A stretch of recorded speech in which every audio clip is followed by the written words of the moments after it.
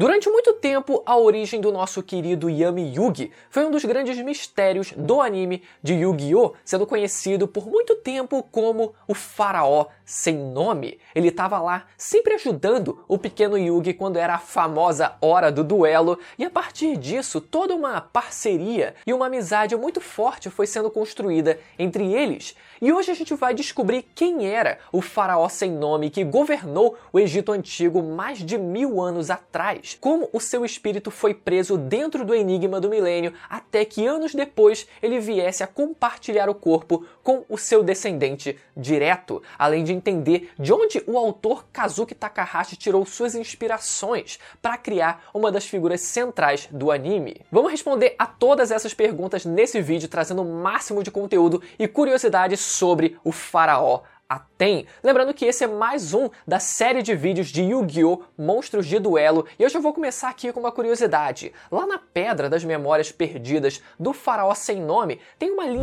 em hieroglifos que diz o seguinte: aquele que se inscrever no canal e ativar o sininho conhecerá o poder infinito. A inspiração do personagem. Assim como no primeiro vídeo do Exódia, eu vou começar trazendo todas as possíveis referências que o autor pode ter tido de inspiração para a criação do faraó. Essa parte vai ser uma grande viagem pela história do Antigo Egito, então se liga só. Vamos começar pelo seu nome, Aten. Esse nome na mitologia egípcia pertencia ao deus de nome Atum. Engraçado, né? Mas por vezes tratado como Ten ou Aten. Essa divindade era uma das mais importantes do panteão egípcio e o seu nome significa o completo, aquele que criou o mundo, sendo que curiosamente, as outras divindades e o universo foram criados a partir de sua energia vital, o Ka. E o Ka, para quem não se lembra, né, em Yu-Gi-Oh! É a energia usada pelos personagens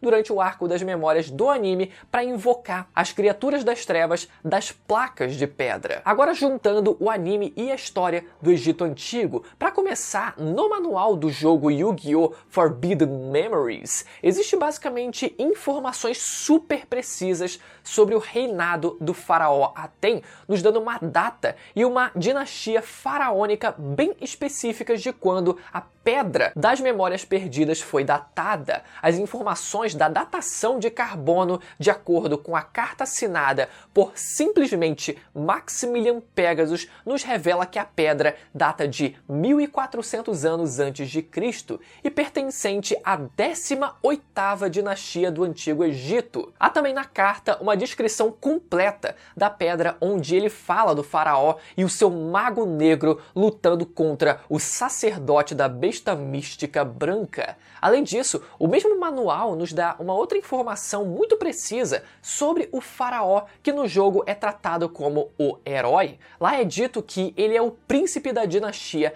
Amenhotep. O interessante é que a 18ª dinastia teve 4 Amenhoteps, e todos eles com reinados muito próximos um dos outros, rondando o ano de 1400 a.C., assim como a datação da pedra. Dentre os 4 existentes, um deles é anterior ao período da carta assinada pelo Pegasus, e outros 2 possuem muito pouco material disponível. Entretanto, eis que surge Akhenaton ou Akhenaten, que ficou conhecido como o 4º Amenhotep. Esse de longe foi o mais importante faraó da 18ª dinastia. Ele acabou com o politeísmo e instaurou, adivinhem, o culto a Aten. Nesse caso é Aten com N, não com M, que é uma religião voltada ao culto do Sol. Tá, mas por que tudo isso importa? Para responder isso eu vou passar rapidamente sobre alguns pontos históricos do Antigo Egito e da 18ª dinastia.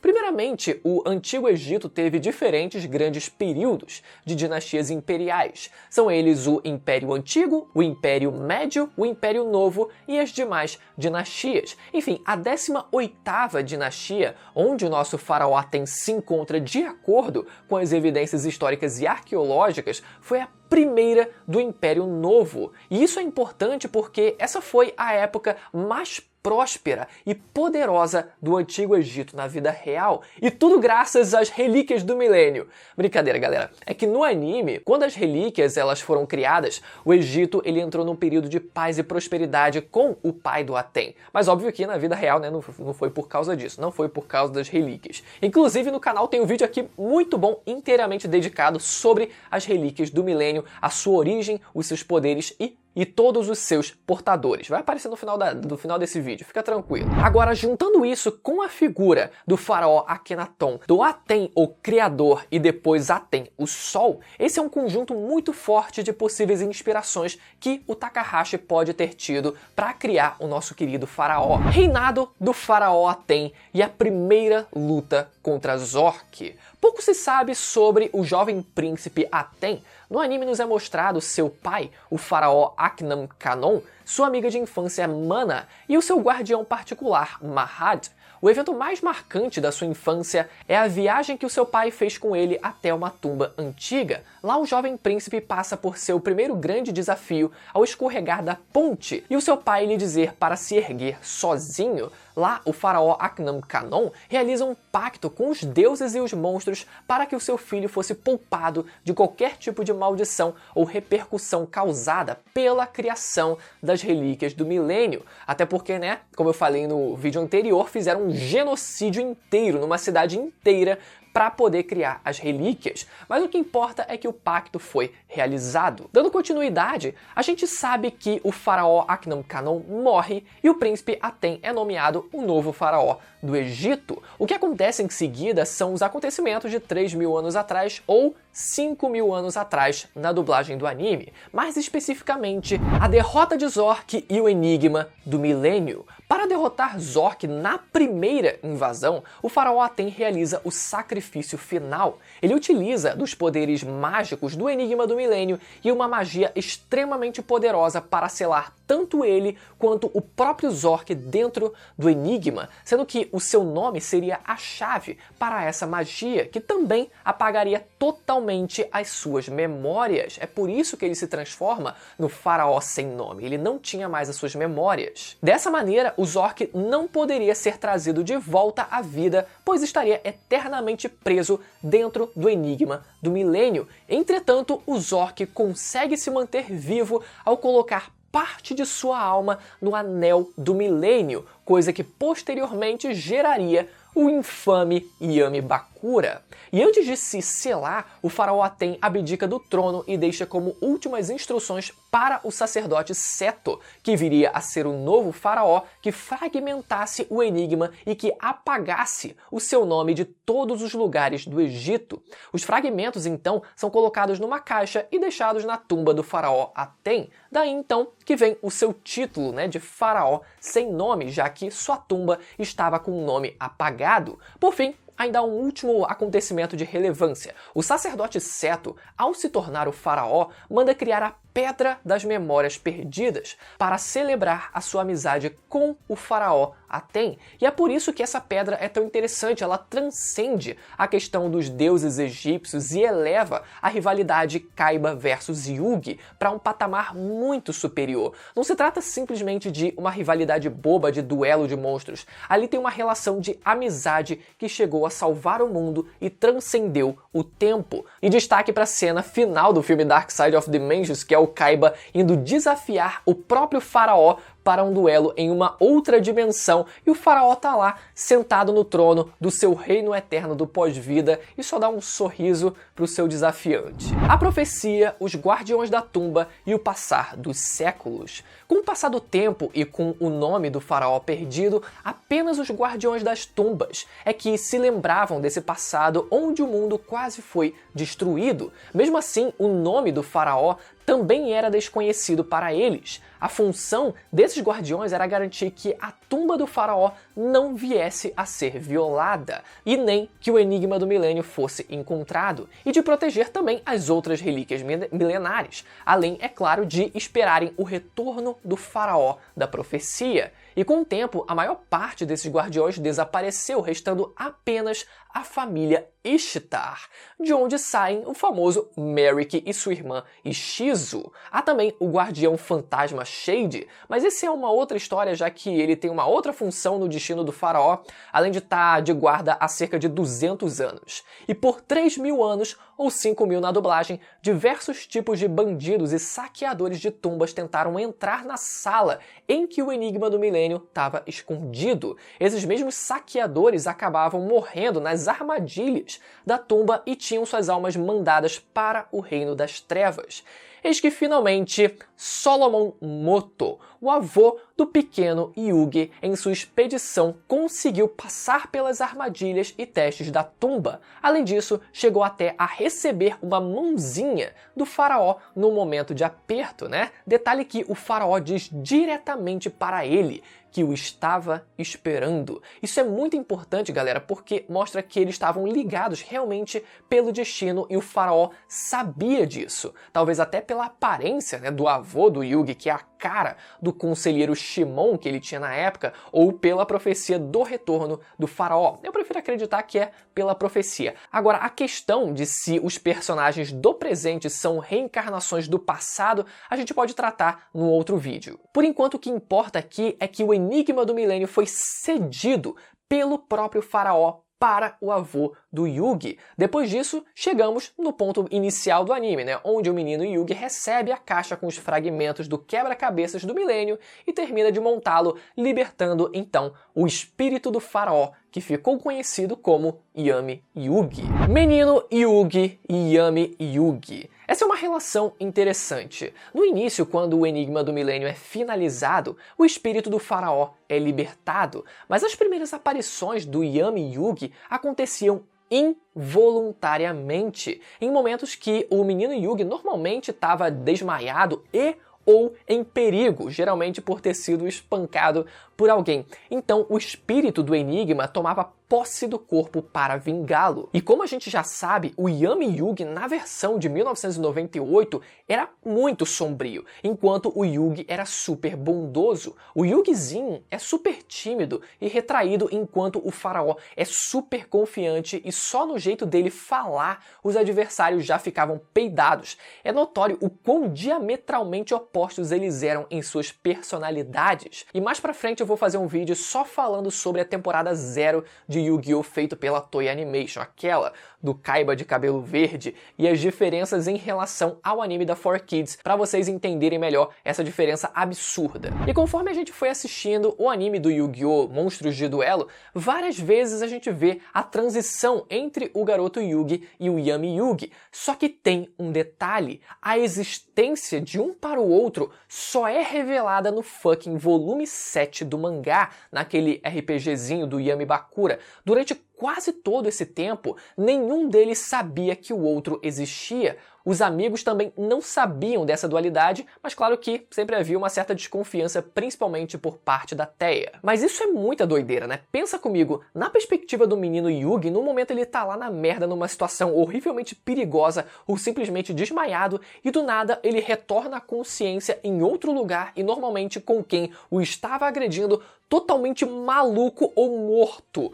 Por sua vez, o espírito do Enigma, o Yami Yugi, só aparecia nos momentos de aperto e simplesmente só dava uma olhada no que estava acontecendo, chamava o cara para um duelo das trevas e após vencer, aplicava uma punição das trevas no adversário e então desaparecia. E por isso a galera parecia maluca ou simplesmente morta. O Yami Yugi tocava o terror. Agora, passando esse início sombrio e maluco e voltando à normalidade do anime, o grupo acabou sabendo da existência dos dois Yugis e aceitaram até o Yami Yugi como seu amigo. Isso é importante porque reforça que o vínculo de amizade entre eles e o Yugi transpassou para o seu outro eu, né? A amizade que o Yugizinho tinha com seus amigos também agora era direcionada ao Yami Yugi. Nós vemos o menino Yugi e mostrando para o faraó o que é amizade, compaixão, cuidado, todas aquelas características que o faziam parecer um fraco para os demais.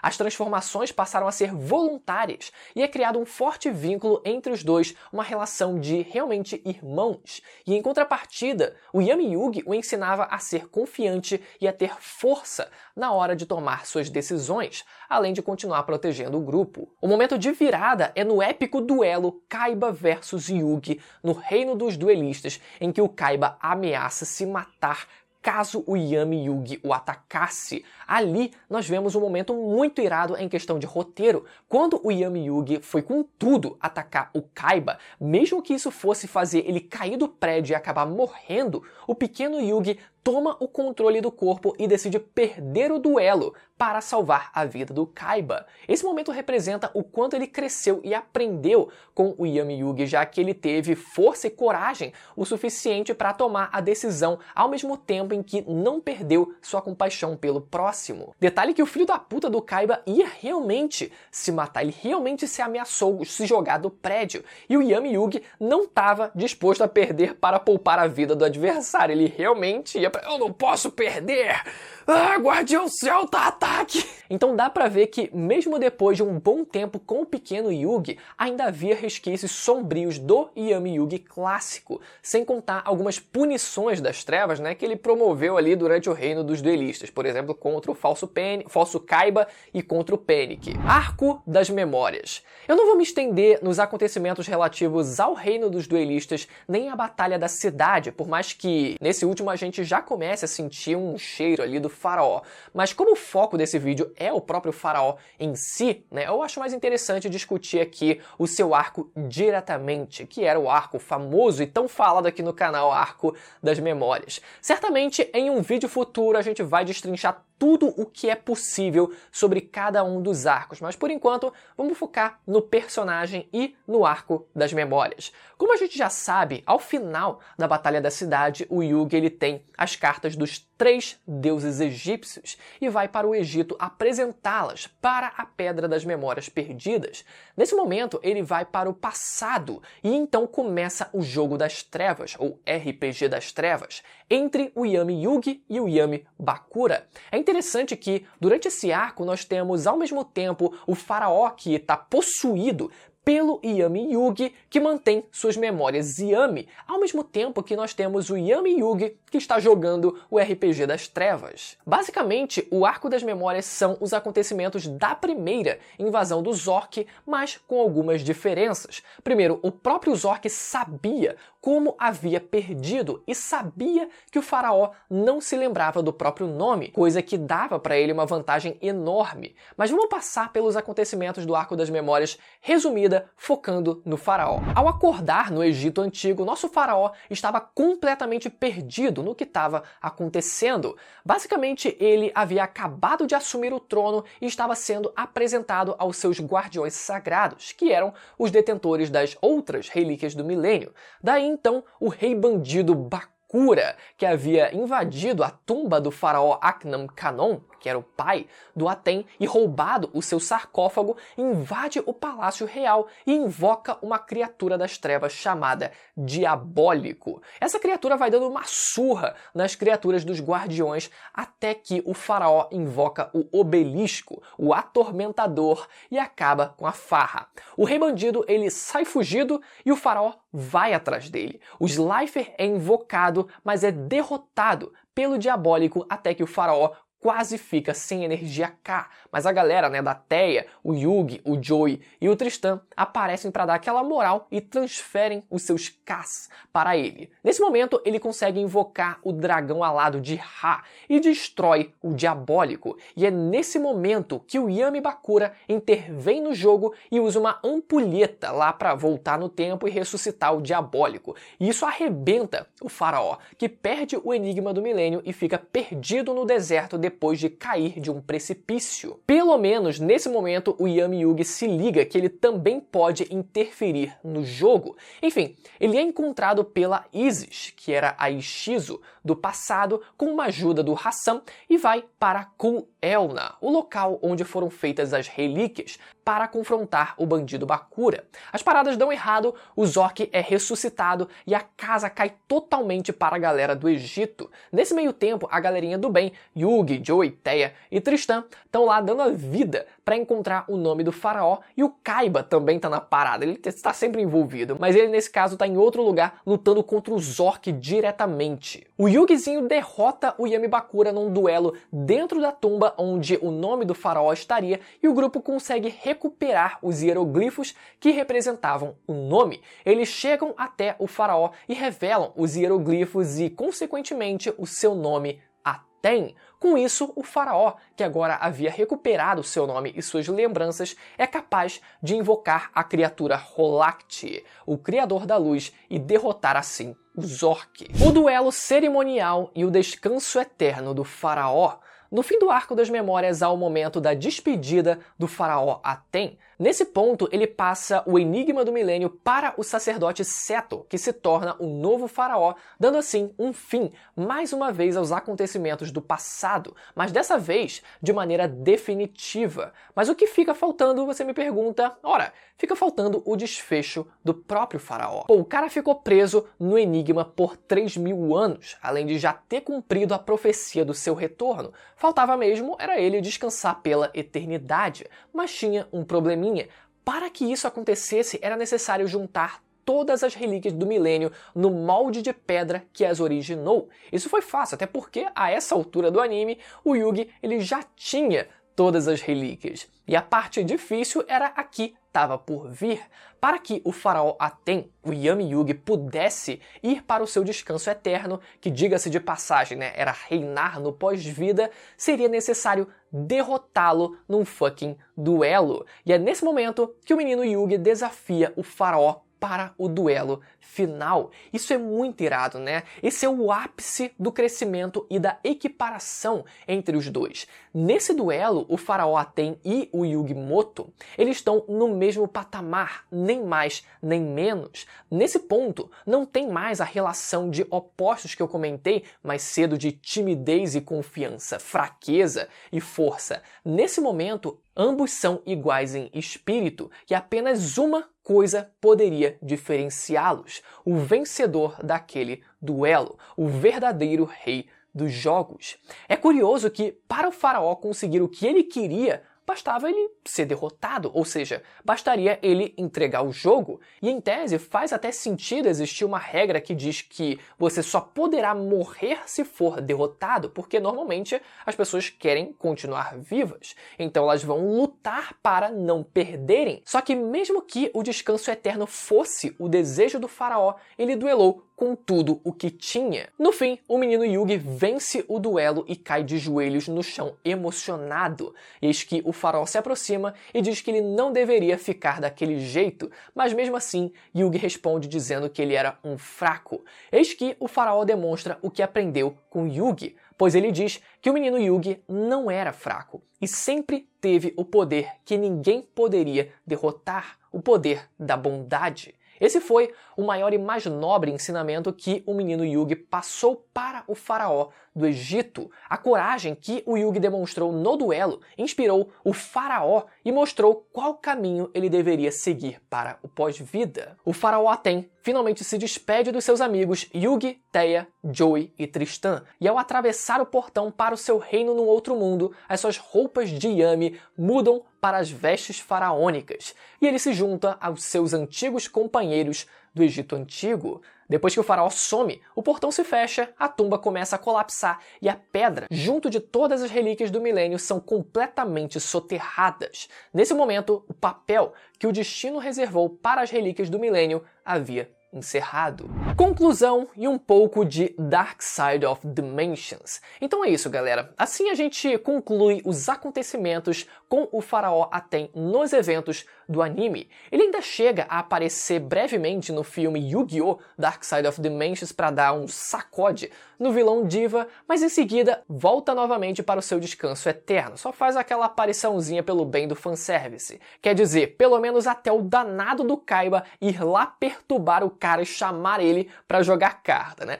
Brincadeiras à parte, eu espero de verdade que vocês tenham gostado desse vídeo, que tenha sido interessante e informativo. Então, se você gostou, deixa o seu like, galera. Se inscreve no canal para não perder os próximos vídeos de Yu-Gi-Oh! E lembra de ativar o sininho, porque tem muita coisa boa vindo aí e pode sair a qualquer momento. Então o sininho, ó, é muito importante estar ativado. Agora confere a playlist completa de Yu-Gi-Oh! Que vai aparecer na tela agora para você ir lá maratonar os outros vídeos que também estão, ó, show de bola.